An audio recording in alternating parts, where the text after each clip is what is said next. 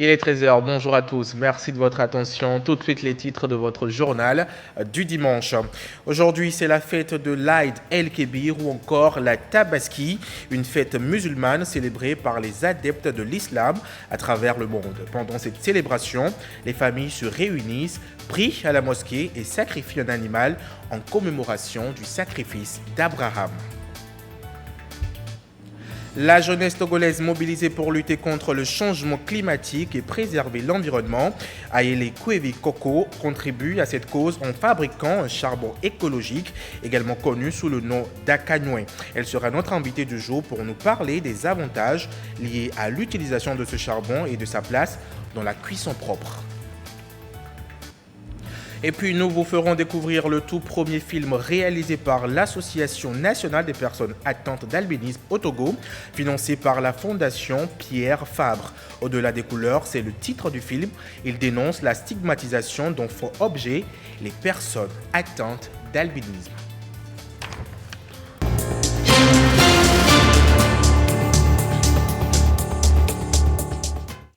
Tout d'abord, ce tweet du chef de l'État, Faure Sozimna Gnassingbé, à l'endroit de la communauté musulmane du Togo et du monde entier qui célèbre aujourd'hui la fête de l'Aïd el-Kébir ou encore la Tabaski.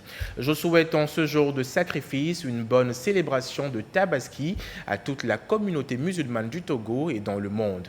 Que ce moment de communion et de partage concourt à consolider nos valeurs de solidarité, de concorde et de paix. Un tweet donc du président de la République, Faure Sozimna Gnassingbé, à toute la communauté musulmane.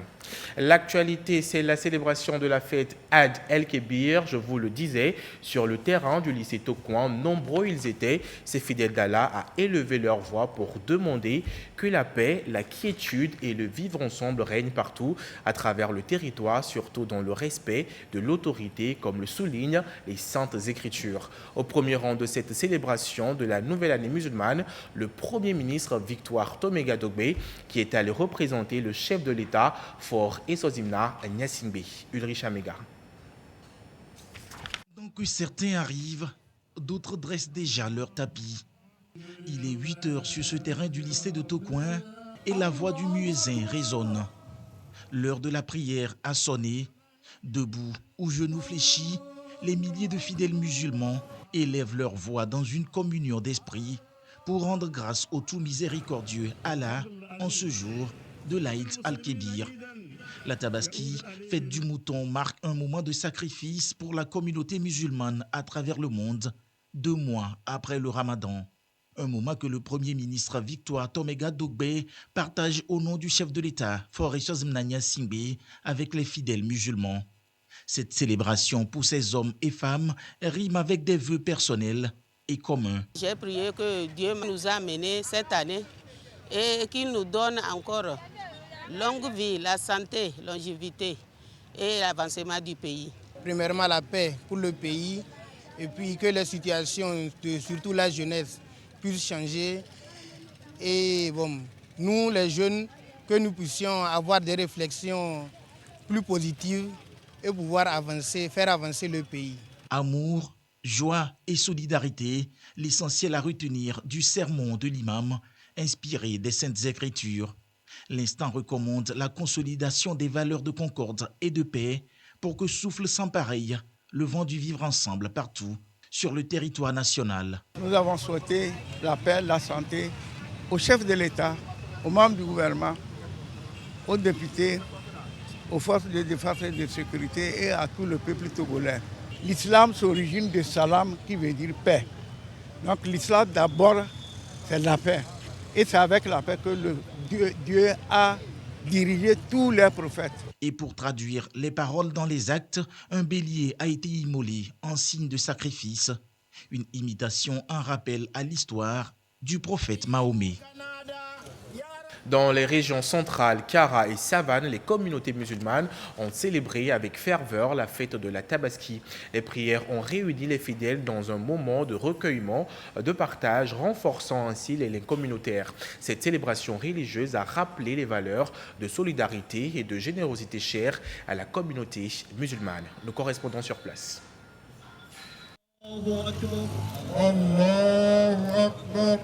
L'islam est une religion qui repose sur 5 piliers. Le 5e pilier concerne l'acte de foi du prophète Ibrahim. Cet acte a donné naissance à l'Aïd el-Kébir ou la Tabaski ou encore la fête du sacrifice du mouton, fête qui commence par la prière. L'esplanade du palais des congrès de Kara a connu une forte affluence pour cette prière de l'Aïd el-Kébir.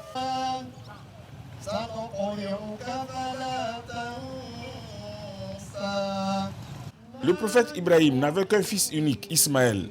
Pour tester la foi d'Ibrahim, Allah lui demanda de lui offrir ce fils en sacrifice. En fait, c'est une épreuve pour voir si Abraham, en tant qu'humain, choisira son créateur ou bien choisira-t-il le monde, donc son fils. Abraham a réussi à cette épreuve en choisissant d'être soumis et obéissant à son Seigneur Allah. Il a accompli le songe qu'il a vu en voulant immoler son fils Ismaïl. Lorsque Allah s'en est aperçu que Abraham voulait le faire exactement ainsi, il le lui a remplacé par un bélier afin qu'il puisse immoler le bélier à la place de l'humain. Le musulman doit comprendre par la dévotion d'Abraham que la soumission et l'obéissance totale doivent être vouées exclusivement à Allah subhanahu wa ta'ala. La prière a été suivie d'un sermon. L'imam Abdul Ghani Ilyas a exhorté les fidèles à suivre l'exemple du prophète Ibrahim en ayant la crainte d'Allah et en mettant en œuvre les recommandations du Saint-Coran. Il leur a demandé de cultiver l'amour du prochain et d'être généreux en partageant avec les autres et surtout les nécessiteux la viande des bêtes qui seront sacrifiées à cette fête de Tabaski. L'imam a prié pour le président de la République, les autres autorités du pays et surtout le peuple togolais avant d'immoler son mouton en guise d'exemple. Après la journée d'aujourd'hui, les musulmans ont encore 3 jours pour accomplir le rituel de l'Aïd el-Kébir. Parés de leurs vêtements neufs, les fidèles musulmans de Sokodé au rendez-vous pour commémorer l'Aïd el-Kébir ou Adha, fête du mouton, 70 jours après l'Aïd el-Fitr, pour rimer avec les recommandations d'Allah.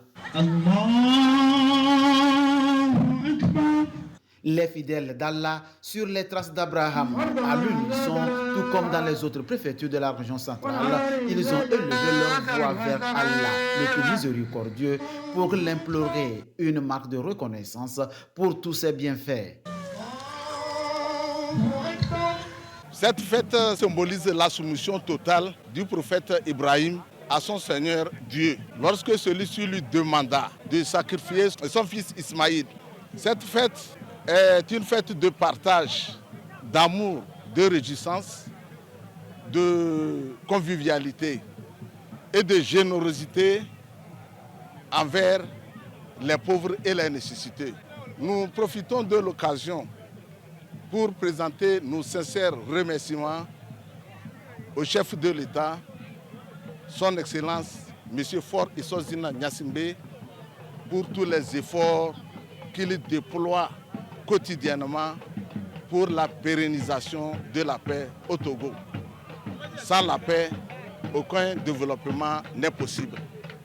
Nous saisissons encore l'occasion pour inviter toute la communauté musulmane et tous les Togolais à la culture de la paix, du pardon, d'amour, de la non-violence et du pardon. L'islam reste une religion qui œuvre pour la consolidation de la paix, facteur de développement. Rencontre pieuse au stade municipal de la ville de Sokodé en présence des autorités pour ensemble prier pour l'union et la cohésion sociale. L'imam central de la ville de Sokodé, El Hadj Alpha Toga Ali Kamatou Touré, dans son prêche a rendu grâce à Allah qui protège le Togo, un pays résolument tourné vers son émergence. Les fidèles musulmans ont prié pour le chef de l'État, le gouvernement togolais, les institutions de la République et sur l'ensemble du peuple togolais.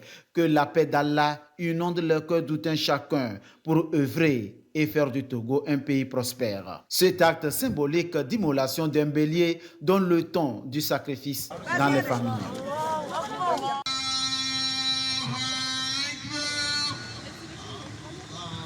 Tous, dans cette communion d'esprit, rendent grâce à Dieu à l'occasion de la célébration de la Tabaski, la fête de l'Eid el-Kébir.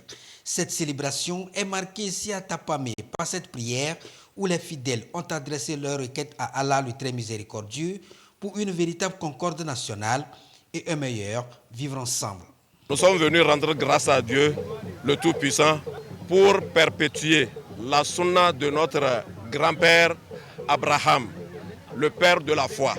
L'imam a demandé la grâce de Dieu sur notre territoire, le Togo, a prié Dieu que la paix soit toujours sur notre nation. Et l'imam, dans sa prêche, a imploré Dieu de nous accorder longue vie, la richesse, et la bonne pluviométrie et tout ce qui est de bien pour le peuple togolais. L'imam a également saisi l'occasion pour prier pour le Togo en vue de l'enracinement de la paix sociale. À l'issue de cette prière, un bélier a été immolé par l'imam pour permettre à chacun de se prêter à l'exercice une fois de retour. C'est donc une fête de communion, mais aussi de partage entre les fidèles eux-mêmes et avec les autres communautés. Parlons santé, grâce aux initiatives du chef de l'État, Faure Essozimna Gnassingbé, l'accès universel aux soins de santé devient une réalité pour tous. Ces mesures comprennent la construction et la rénovation d'hôpitaux, de centres de santé, la fourniture des équipements modernes et de dispensaires dans tout le pays. Ces efforts du président de la République ont pour objectif d'assurer que chaque individu, quel que soit son statut socio-économique, puisse bénéficier de soins de santé adéquats. Et que ça là. Hôpital de référence Dr Lafier, une infrastructure de classe internationale réalisée par le chef de l'État Faure Essozimna Gnassingbé pour renforcer l'offre de services de santé au Togo. L'ouvrage fait partie depuis avril 2023 de la vingtaine d'institutions publiques de formation sanitaire que compte le pays. Sa mise en place répond à l'une des ambitions du chef de l'État, l'accès universel aux soins. L'ambition est fixée pour 2030 et pour la réaliser, le gouvernement multiplie les projets et programmes. Le projet Service de santé essentiel de qualité pour la couverture sanitaire universelle Sécu en est un. Le projet mis en œuvre dans toutes les régions du Togo a pour objectif de fournir des soins et des services de santé essentiels aux femmes, aux enfants et aux personnes vulnérables. À travers ce projet, le président de la République met en relief l'offre de services de santé et de nutrition de qualité, le rapprochement des établissements et des services de santé des ménages, le renforcement du régime national d'assurance maladie sociale, l'amélioration de l'intendance, de la surveillance et de la gestion, ainsi que l'intervention d'urgence. Dans la région des Savanes, Sécu a pris en compte plusieurs préfectures avec des résultats déjà jugés salutaires. En moins de 2 ans après son lancement, le projet a permis la rénovation des blocs de médecine et de maternité, des logements des personnels, des centres de soins, de 60 centres de santé de la région. La réalisation de ces travaux a coûté 4 milliards de francs CFA au gouvernement. Sécu, financé par la Banque mondiale à hauteur de 40 milliards de francs CFA, devra permettre de réhabiliter ou de construire des infrastructures types dans toutes les régions du pays. Et sur le terrain, plusieurs chantiers sont en cours. Le système sanitaire du Togo se montre de plus en plus fiable et c'est grâce à la vision du président de la République, Faure Essozimna Gnassingbé. Un engagement salué en juillet dernier lors du forum Infrafor Africa. Le forum a noté positivement le niveau du système de santé du Togo qui est bonifié ces dernières années par un investissement conséquent. Dans le contexte de l'assurance maladie universelle, la nouvelle carte unique de la CNSS, Caisse nationale de sécurité sociale, est devenue depuis le 1er avril dernier la seule clé d'accès à la prise en charge des assurés. Pourront disposer, tous les assurés ont l'obligation de mettre à jour leurs informations en ligne. Le processus ne dure que quelques minutes. Et que ça là. Au guichet AMU de la Caisse nationale de sécurité sociale, les assurés se succèdent sans interruption. Comme tous les jours ouvrables depuis le mois d'avril, beaucoup sont là pour retirer leur nouvelle carte CNSS, certains pour leur fiche de pathologie chronique. Parmi eux, Adjom. C'est avec satisfaction qu'il est entré en possession de sa nouvelle carte CNSS. Je suis arrivé L'accueil m'a bien dirigé vers la table pour le retrait. Ça s'est très bien passé. Je l'ai eu à partir de cet instant. Je peux commencer mes consultations, aller à la pharmacie sans problème. On m'a rassuré. Il y en a qui ont menti que c'est docteur Lafia qu'il faut aller. On m'a dit non, je peux aller n'importe où avec ma carte, comme le faisait l'INAM. Je suis venu pour retirer ma carte d'assurance maladie universelle et mes fiches de TPC. Et tous ces documents me serviront à partir de cet instant d'aller prendre les médicaments et d'aller aux consultations.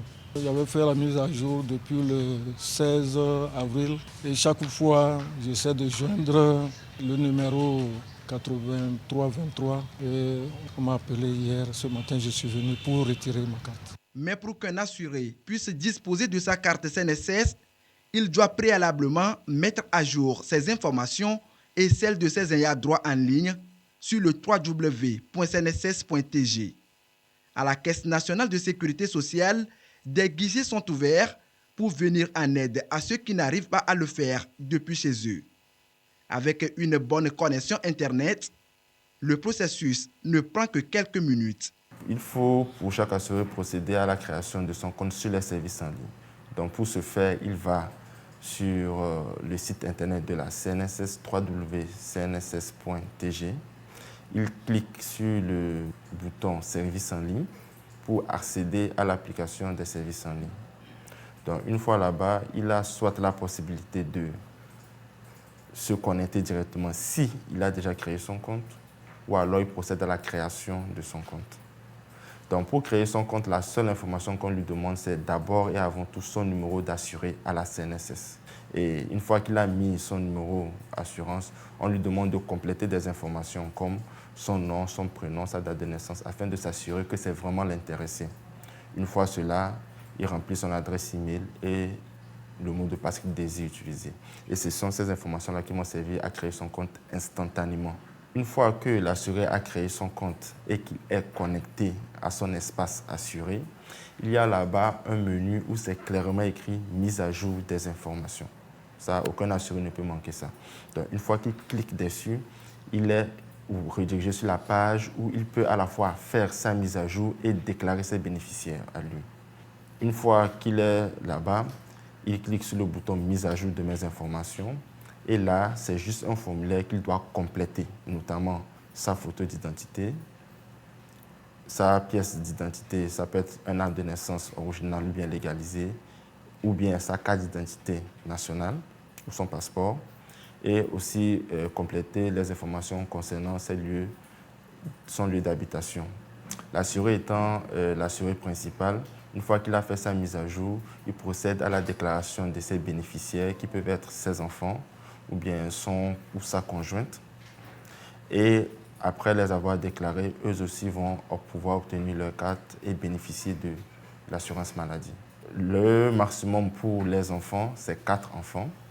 Et pour le ou la conjointe, c'est un seul conjoint. Après cela, il n'a qu'à soumettre et attendre à ce que sa mise à jour soit traitée et que sa carte soit éditée.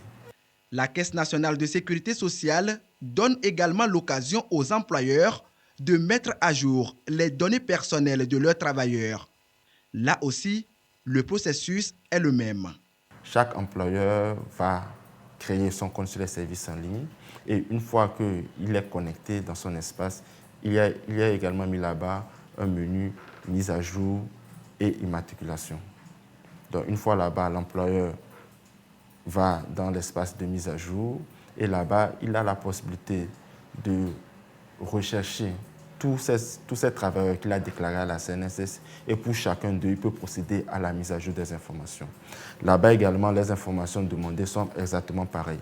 Il complète la photo passeport du travailleur, il joint son acte de naissance légalisé ou bien l'original, ainsi que la carte d'identité. Et après cela, il complète les informations d'habitation et il soumet également. Et que ce soit l'employeur qui fasse la mise à jour ou bien l'assuré qui fait la mise à jour, le traitement sur le même processus et la carte sera délivrée.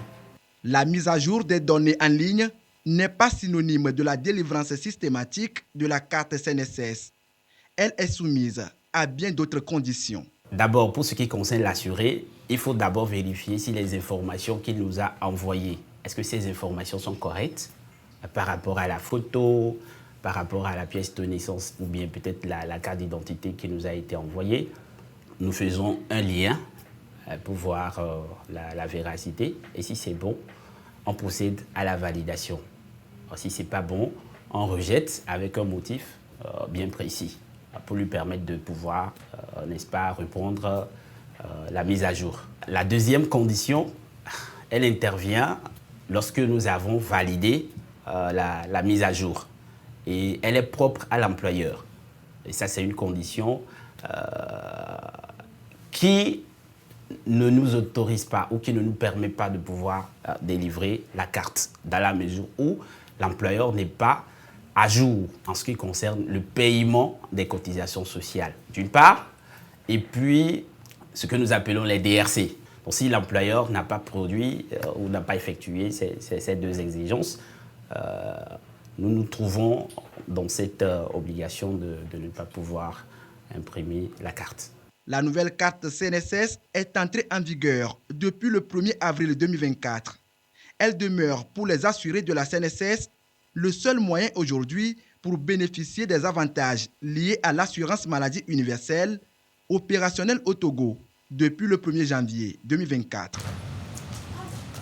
Tout autre sujet d'actualité, un forum régional sur l'amélioration de la sécurisation juridique des terres agricoles a eu lieu du 10 au 12 juin dernier à Gando, dans la commune Oti-Sud, sur le thème « Accès sûr et équitable pour tous et toutes aux ressources foncières ». L'activité est réalisée par l'Institut africain pour le développement économique et social, INADES Formation.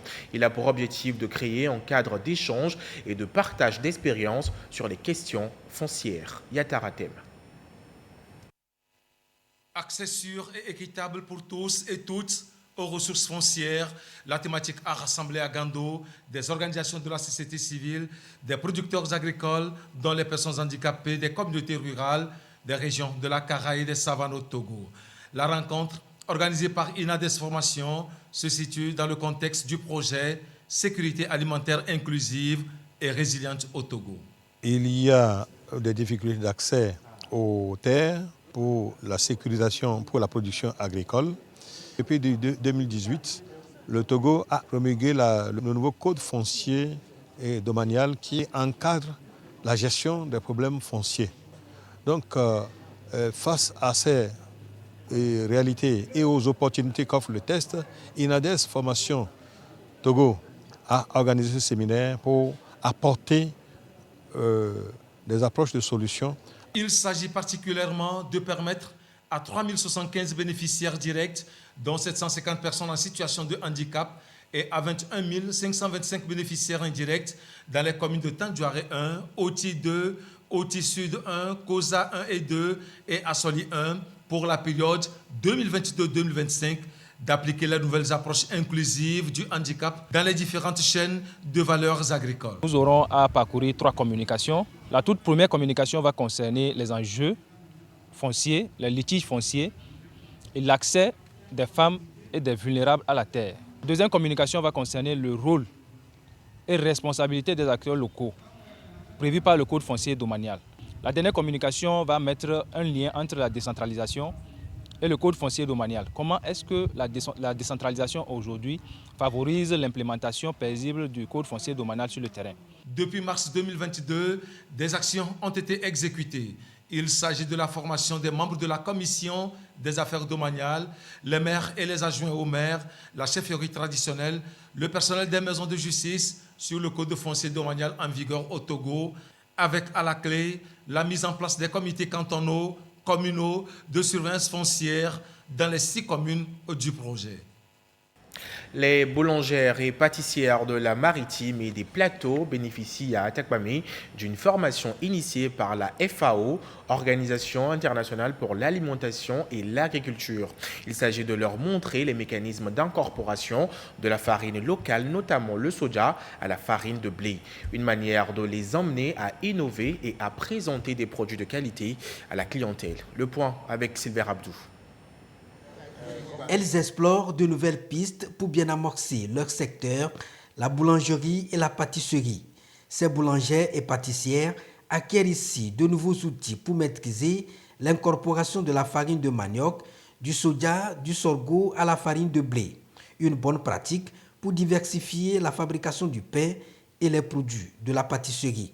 Ces spéculations, on peut les transformer en plusieurs produits dérivés et on s'est dit que ça serait quand même assez intéressant de pouvoir faire l'incorporation de ces farines. Et les actions, les études ou les essais menés par l'ITRA et un certain nombre de ONG ont également confirmé qu'on peut incorporer de 10 à 100% les farines locales à la farine de blé. C'est pour vraiment aider nos mamans qui font déjà la boulangerie, mais de pouvoir savoir comment mixer maintenant, comment mélanger ou incorporer la farine locale dans la farine de blé. En explorant cette alternative-là, on permettra à ces acteurs-là de pouvoir se démarquer sur le marché en offrant des produits authentiques et savoureux. Et donc c'est le lieu ici à ces acteurs-là d'échanger entre eux, de partager des expériences et de développer ensemble des connaissances qui pourront leur permettre de réussir dans ce domaine-là qui est en constante évolution. Ces femmes bénéficient du soutien de la FAO, Organisation des Nations Unies pour l'alimentation et l'agriculture, à travers le projet Appui au renforcement des systèmes alimentaires et de la nutrition au Togo. Un projet pour faire comprendre aux participantes cette nouvelle politique d'incorporation des différentes spéculations de produits locaux. Nous allons faire une formation pour leur parler de comment produire les farines panifiables, comment les incorporer aux produits de boulangerie et pâtisserie, les initier sur les bonnes pratiques d'hygiène et de fabrication en leur montrant les types de dangers qui existent et comment les éviter en appliquant ce qu'on appelle la méthode des 5M. Nous leur faisons également le renforcement de capacités pratiques en leur expliquant de façon claire ce que c'est le rôle de chaque ingrédient dans la panification et quelle est la technologie, comment est-ce qu'il faut respecter les doses nécessaires pour avoir un produit de qualité. La formation va beaucoup se focaliser sur la pratique, une manière d'amener les participantes à cerner les différents contours en vue d'une meilleure application de cette nouvelle méthode. Carnet noir à présent, le corps judiciaire a rendu hommage vendredi dernier à Feu Nicolas Tchodi-Ekouyou, conseiller à la Cour suprême du Togo. Décédé le 17 mai dernier, les membres du gouvernement, ses collègues magistrats ainsi que sa famille se sont recueillis sur sa dépouille avant son rapatriement à Kara où il sera inhumé. Clarissa Ticlé. Une cérémonie priante et recueillante en l'honneur de Feu Nicolas Tchodi-Ekouyou, conseiller à la chambre judiciaire de la Cour suprême du Togo. Dans cette salle où il officiait, membres du gouvernement, des institutions de la République, du corps judiciaire, parents et amis lui rendent le dernier hommage.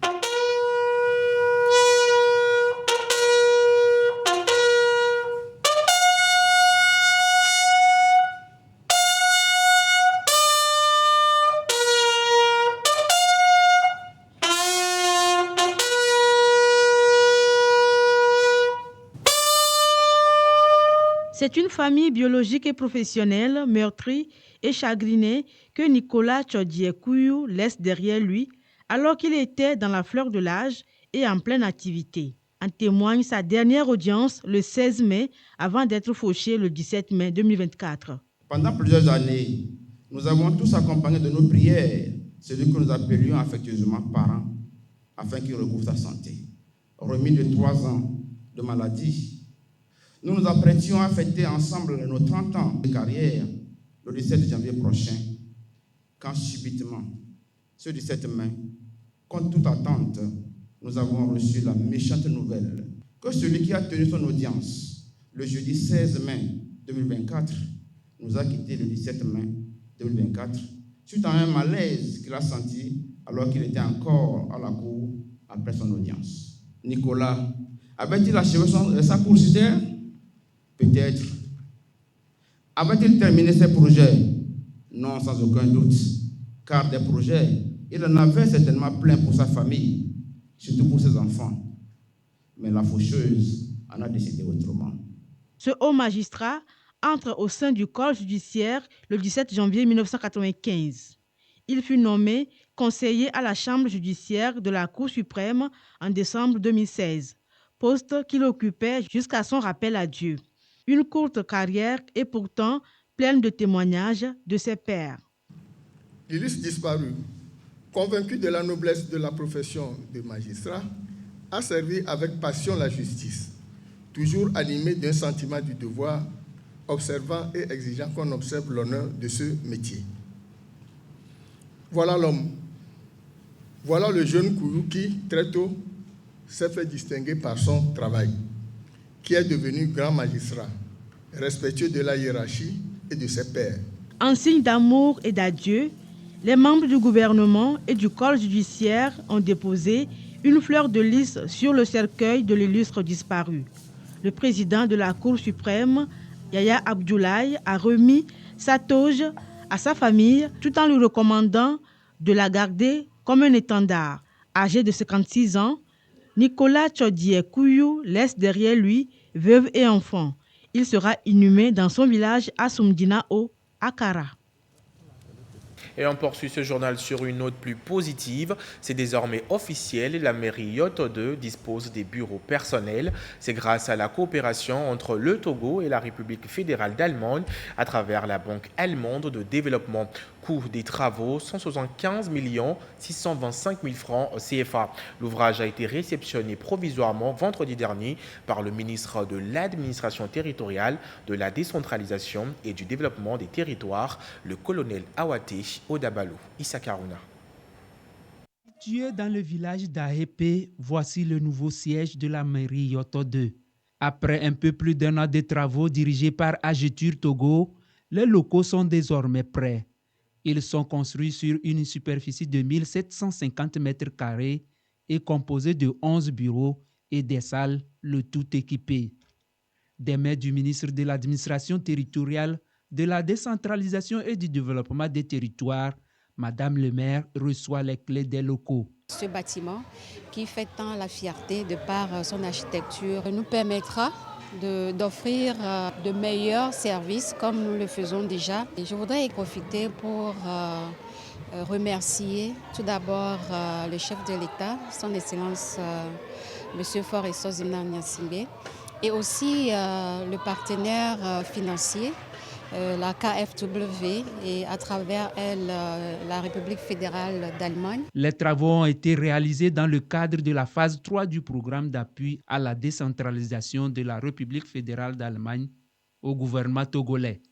Un programme qui vise à renforcer les capacités des communes togolaises à fournir des services administratifs de proximité de qualité aux populations. Nous croyons fermement en l'importance de renforcer les capacités locales et de soutenir les efforts visant à promouvoir une gouvernance transparente et responsable. Cette nouvelle mairie incarne notre engagement continu envers le développement durable et inclusif au Togo.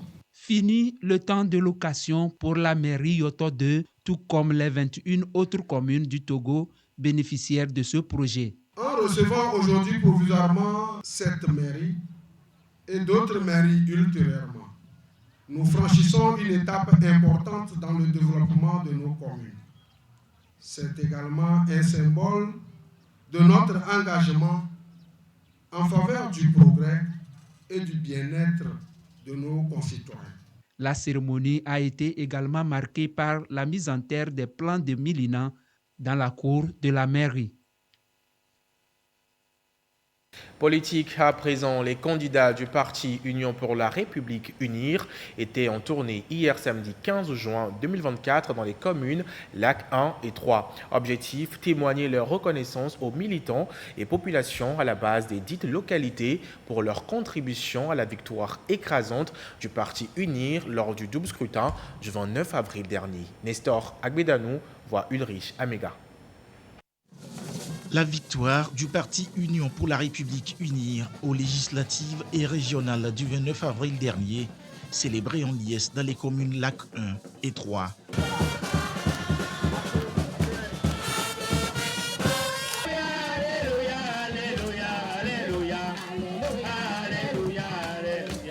Les candidats Unir des deux communes témoignent ainsi aux militants et populations leur reconnaissance d'avoir porté le choix sur le parti Unir lors du double scrutin du 29 avril.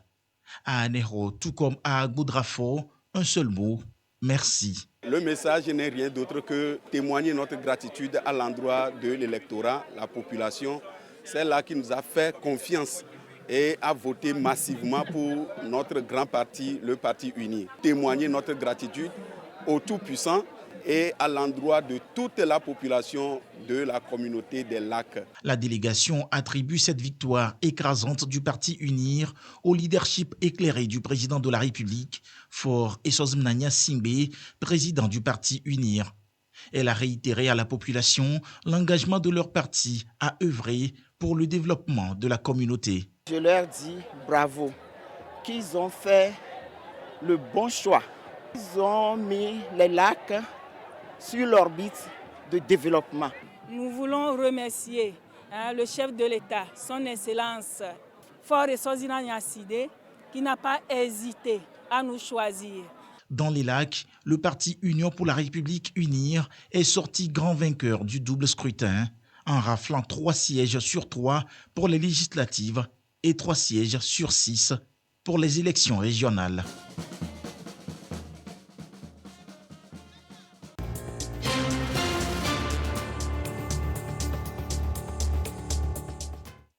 Place à l'actualité internationale. Le président sortant de l'Afrique du Sud, Cyril Ramaphosa, a été réélu pour un second mandat par les députés vendredi dernier. Une marque de confiance de la part de la population et une reconnaissance de son travail au cours de son premier mandat. Sa réélection ouvre la voie à la poursuite de ses efforts pour le développement et la prospérité du pays. Regardez. Après une longue journée de prestation de serment, tard le soir, vendredi, les députés sont passés au vote le plus attendu, celui de l'élection du président de l'Afrique du Sud. Le sortant, Cyril Ramaphosa, avait face à lui Julius Malema du parti de gauche combattant pour la liberté économique, mais il était favori. 283 votes. Certes, l'ANC et son parti n'a plus de majorité absolue, mais il a passé un accord de gouvernement avec 2 grands partis d'opposition et a donc été élu avec 283 voix contre 44. Ce sera encore une fois un privilège et un plaisir de servir cette grande nation en tant que président. Je l'accepte comme une grande responsabilité. Les élections législatives de fin mai ont marqué un tournant historique en Afrique du Sud. L'ANC, le parti qui a renversé l'apartheid, a perdu sa prédominance. Cette fois, il a dû composer avec le premier parti d'opposition, l'Alliance démocratique. Ce que nous attendons, c'est de pouvoir travailler et sauver l'Afrique du Sud. Travailler pour servir les gens de ce pays et construire un avenir meilleur. Nous avons une possibilité aujourd'hui, c'est d'écrire un nouveau chapitre pour l'Afrique du Sud et nous pouvons en faire le meilleur chapitre. Aucun parti n'a la majorité. Nous devons travailler ensemble et nous allons le faire. Le président réélu a reçu dès ce vendredi les félicitations de nombreux dirigeants dans le monde. Les Sud-Africains attendent maintenant avec impatience ce gouvernement inédit, même si beaucoup sont sceptiques devant cette association entre 2 partis s'opposant violemment depuis des années. La prochaine étape sera l'investiture du chef de l'État. Elle devrait se dérouler mercredi à Pretoria, la capitale. Et en Afrique du Sud, une étude pilote a été lancée pour impliquer les guérisseurs traditionnels dans le dépistage du VIH. L'objectif est d'encourager davantage de personnes, en particulier les jeunes, à se faire dépister et à rechercher un traitement si nécessaire. Cette initiative vise à combiner les connaissances traditionnelles avec les soins médicaux modernes pour lutter contre la propagation du VIH. Suivez plutôt. En Afrique du Sud, une étude pilote fait appel à des guérisseurs traditionnels pour le dépistage du VIH. Cette initiative a pour objectif d'encourager un plus grand nombre de personnes, en particulier les jeunes, à passer le test et à rechercher un traitement médical si nécessaire. Elle intervient dans le cadre de la lutte contre la stigmatisation et la réticence des personnes à se soumettre à un test de dépistage du VIH. Dès le départ, nous commençons par notre travail de consultation traditionnelle. Ensuite, j'explique le dépistage du VIH. Nombreux sont ceux qui ne croient pas vraiment que nous puissions faire ce genre de choses parce que c'est inhabituel. La plupart des gens savent que les tests ne sont pratiqués que dans des cliniques. Donc au tout début de l'étude, ils nous ont vraiment regardé de haut. Les autorités sud-africaines ont pour ce faire recruté des guérisseurs traditionnels. Dans la ville de Bushbuckridge, 15 guérisseurs traditionnels participent à une étude pilote menée par l'université de Witwatersrand. J'ai pensé qu'ils se moquaient de nous en tant que guérisseurs traditionnels. En fin de compte, j'ai vu cela comme bénéfique et j'ai compris ce qu'est le VIH, comment il se transmet et comment il peut être évité. Je suis maintenant enthousiaste lorsque je travaille avec une personne séropositive. Je m'assure que le traitement est pris correctement pour qu'elle puisse vivre.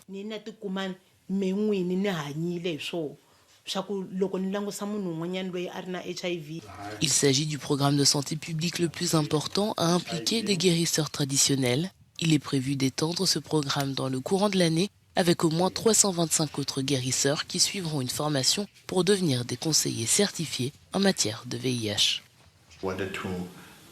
Nous voulions évaluer si nous pouvions former les guérisseurs traditionnels au dépistage du VIH ou si les clients qui vont chez les guérisseurs traditionnels seraient capables d'accepter le dépistage s'il était effectué par le guérisseur traditionnel et aussi créer un environnement dans lequel les guérisseurs traditionnels et le personnel de la clinique travailleraient ensemble. Les chercheurs de l'université compareront les taux de dépistage du VIH pour voir si davantage de personnes préfèrent se faire dépister par les guérisseurs plutôt que par les cliniques. L'Afrique du Sud a l'un des taux de séropositivité les plus élevés au monde.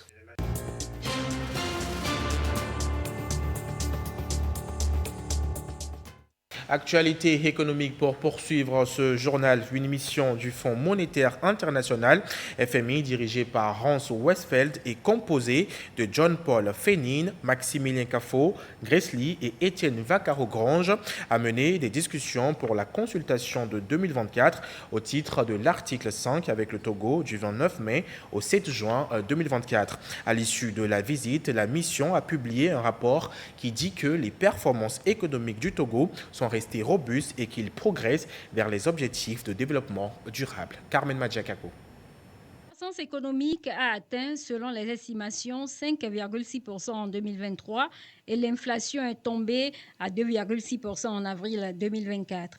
Le gouvernement, sous le leadership du président de la République, a réalisé des progrès substantiels dans la mobilisation des recettes, portant les recettes budgétaires globales à 16,8% du PIB en 2023.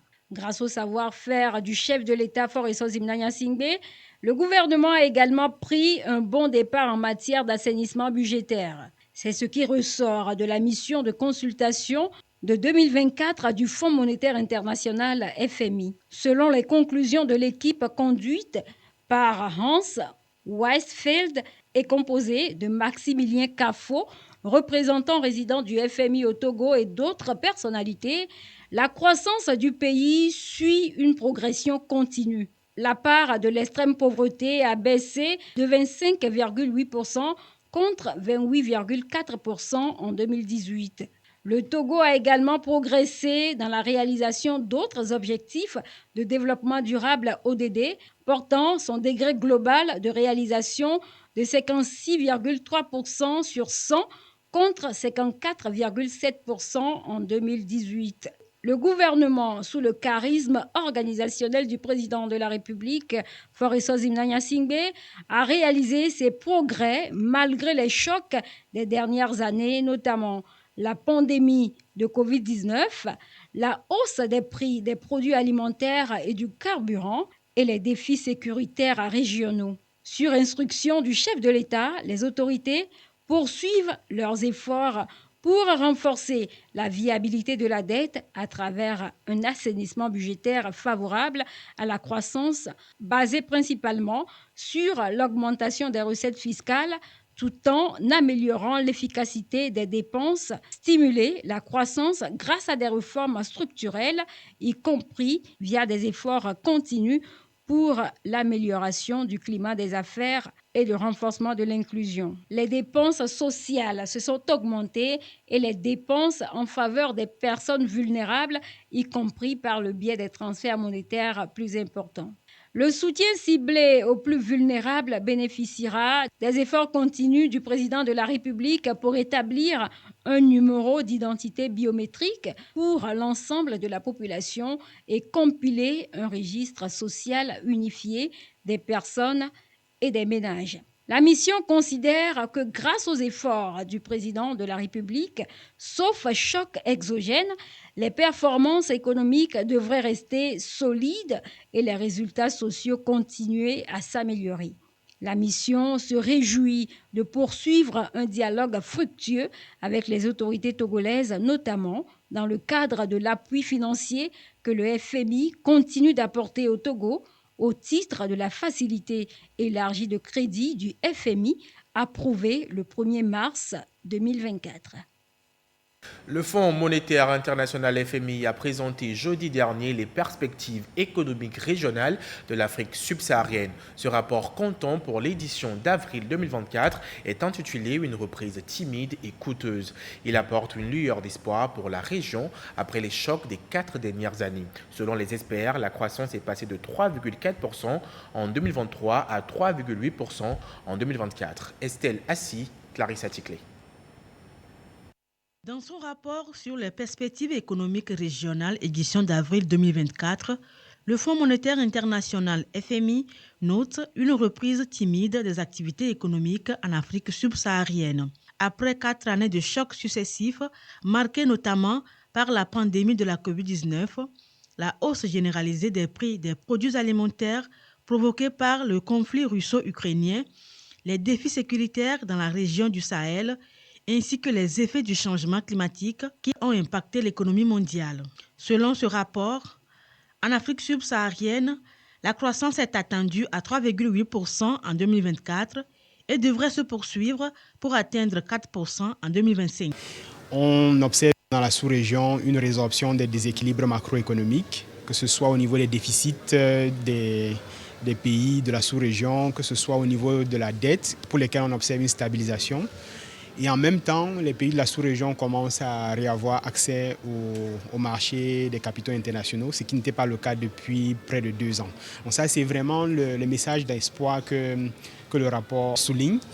Le rapport également identifie quelques défis persistants qui restent, à savoir la pénurie de financement. Bien que les pays ont recommencé à avoir accès au marché des capitaux, c'est toujours difficile pour beaucoup de pays de la sous-région de lever des ressources sur les marchés internationaux. Le Togo, quant à lui, met tout en œuvre pour réduire les vulnérabilités liées à l'endettement.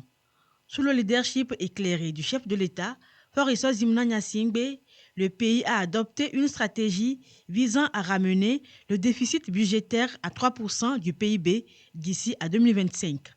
Une bonne nouvelle donc pour le Togo. Tous les progrès qui ont été faits durant ces dernières années par les autorités pour améliorer le climat des affaires, limiter les obstacles à la création d'entreprises, pour attirer des investissements. Et ça commence à porter des fruits quand on regarde les flux d'investissements indirects et étrangers qui sont arrivés au Togo durant ces dernières années. Un accord au titre de la facilité élargie de crédit FEC a été conclu avec le FMI sur les politiques économiques et les réformes à soutenir, ce qui augure de bonnes perspectives pour le Togo qui a su maintenir la résilience de son économie face aux différents chocs. Les perspectives économiques pour le Togo sont très encourageantes, avec une certaine solidité au niveau des croissances économiques qui sont de l'ordre de 6,4% pour 2023, 6,6% pour 2024 et avec un objectif de 7% à l'horizon 2026. Et aussi, ce qui est très encourageant, c'est que malgré cette taux de croissance très important, nous avons su aussi conserver une certaine viabilité des finances publiques, notamment avec des niveaux de déficit qui sont à la baisse. Donc pour cette année, 4,5% et pour l'année prochaine, 3%.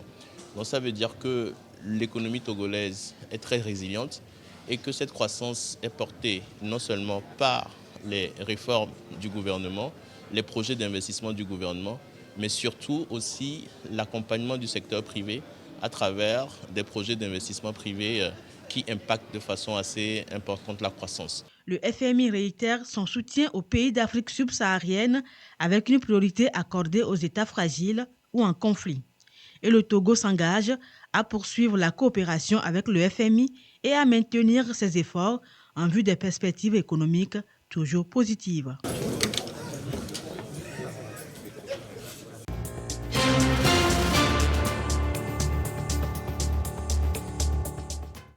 Place à la rubrique environnement, je vous l'annonçais en titre, la jeunesse togolaise se mobilise pour lutter contre le changement climatique et préserver l'environnement. Aele Kouevi Koko, une jeune togolaise, contribue à cette cause en fabriquant un charbon écologique, également connu sous le nom d'Akanyouin ou charbon vert. Pour découvrir comment ce charbon est fabriqué et à base de quoi, je vous invite à suivre ce dossier signé Edwige Atakbabasabi avec la voix de Karine Olanlou. Depuis 3 ans, Aele s'est lancée dans la protection de l'environnement. Et elle a une manière particulière de le faire, le recyclage des déchets. À partir des débris agricoles et des déchets de tout genre, la jeune entrepreneur fabrique du charbon écologique dénommé Akanyouin. Nous prenons les débris agricoles comme les coques de noix de coco, les râpes de maïs. Nous les carbonisons, après nous les broyons. Donc la poudre obtenue, nous le mélangeons avec de liant comme l'argile et de l'eau afin d'obtenir le produit que vous allez voir à la suite de notre procédure. Donc voici le liant ainsi que la poudre obtenue. Ici, c'est la machine qui va nous permettre de presser la poudre obtenue suite au mélange avec le liant. Ça va devenir les briquettes. Donc après séchage, vous allez obtenir le charbon d'écologie. Cette innovation d'Aele attire de plus en plus la population. Élise fait partie de ses clients qui font aussi de la protection de l'environnement leur combat. Depuis quelques mois, elle n'utilise que ce charbon pour la cuisson et les avantages sont énormes.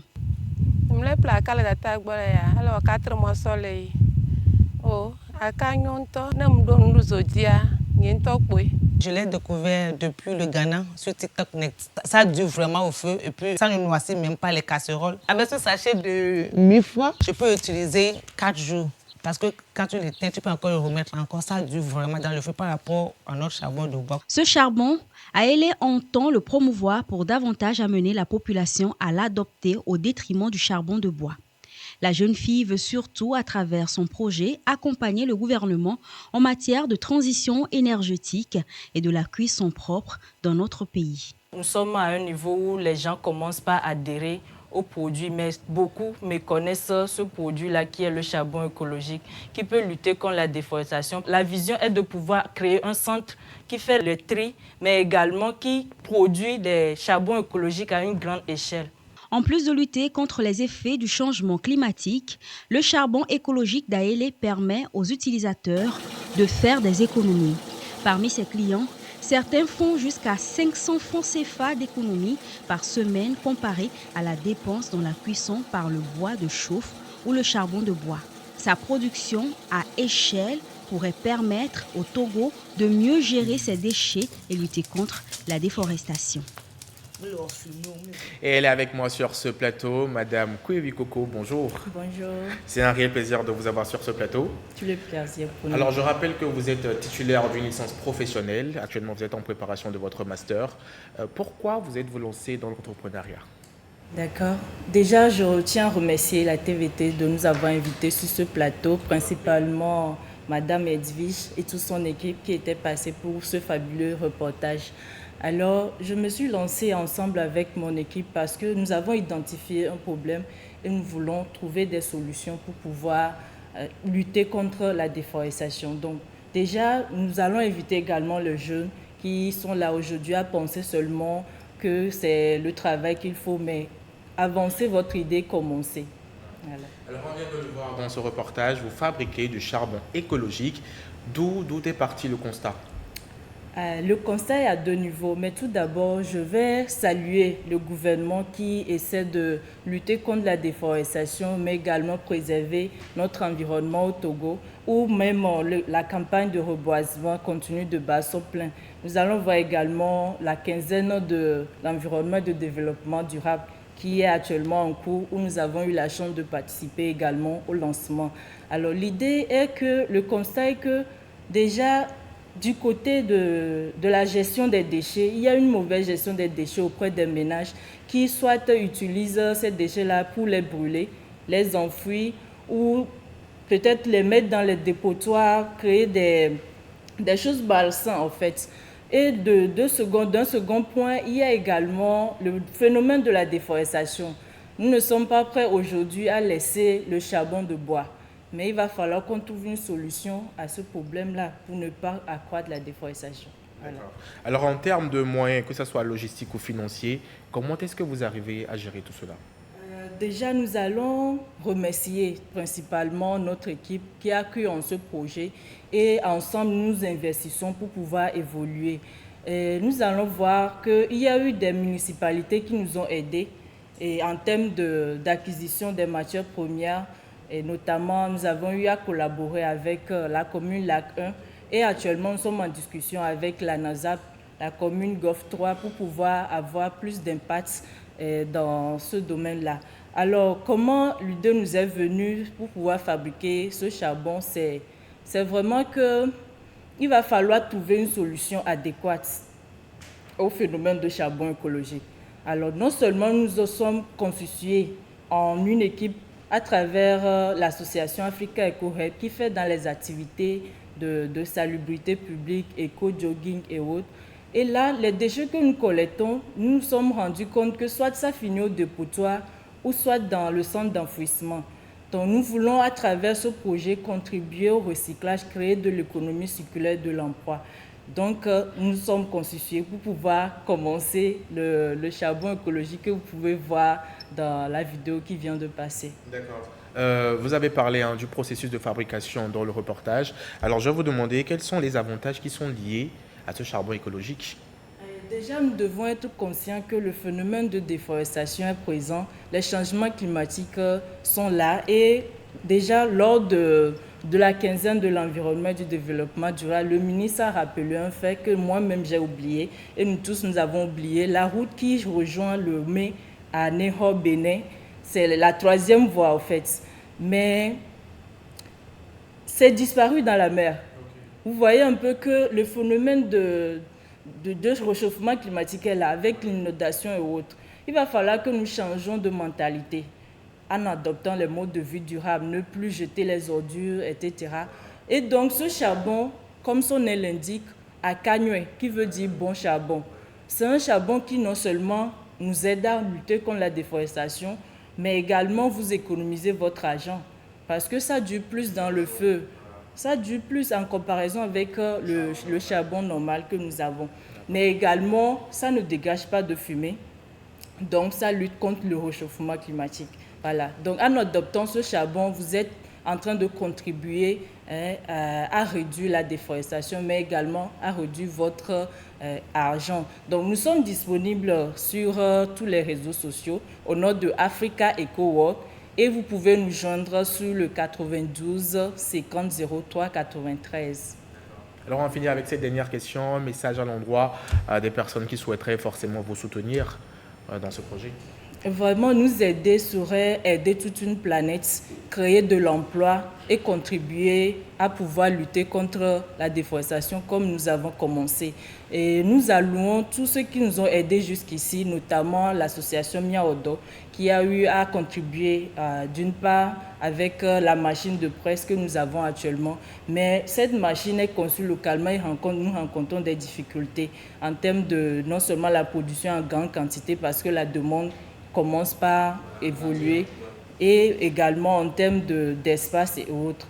Donc je salue également mon école, le Servida d'Unedon, qui nous offre des formations vraiment adéquates. Je tiens également à remercier mon équipe qui a cru en ce projet et qui est derrière actuellement. Je sais que vous me suivez.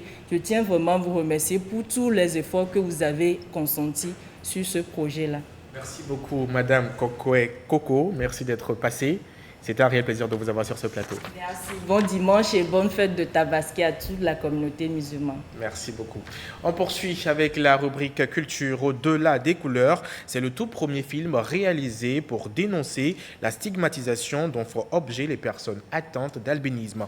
La sortie officielle, c'était le vendredi dernier, un projet de l'Association nationale des personnes atteintes d'albinisme au Togo, financé par la Fondation Pierre Fabre. Ce court-métrage de 38 minutes retrace le parcours d'une fillette qui doit faire face à des discriminations en raison de la couleur de sa peau. Jusqu'au jour de son talent a été dévoilé et elle fut embauchée directrice artistique. Suivons le récit avec Sandra Aziagbe.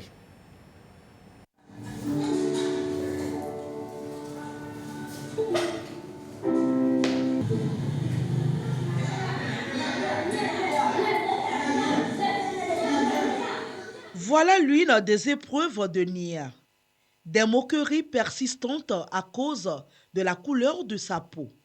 Elle se retrouve au quotidien confrontée à des commentaires méprisants et à des actes discriminatoires de la part de ses camarades. Mais face à tout ceci, Nia a un rêve, en faire fi et poursuivre ses études. C'est le message phare que véhicule ce court-métrage. Nia, qui a dit ça? Pourquoi tu dis de tels propos envers ton camarade? Pourquoi tu dis de tels propos diffamatoires? Madame, je vous présente mes excuses. Son amour exceptionnel pour l'art a amené son institutrice à l'inscrire à un concours artistique inter-école.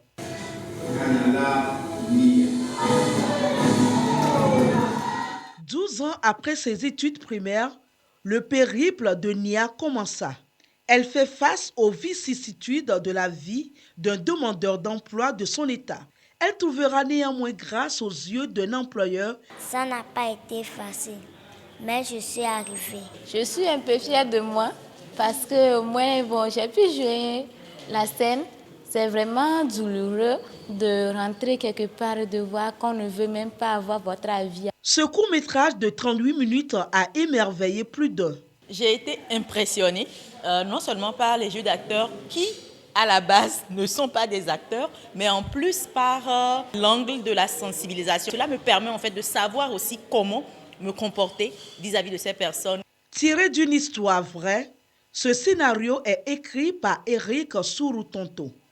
Il a été réalisé dans le contexte de la célébration des 10 ans de la Journée internationale de sensibilisation sur l'albinisme. Nous avons voulu sensibiliser autrement qu'à travers ce film, faire le plaidoyer sur les défis que les personnes atteintes d'albinisme ont à relever.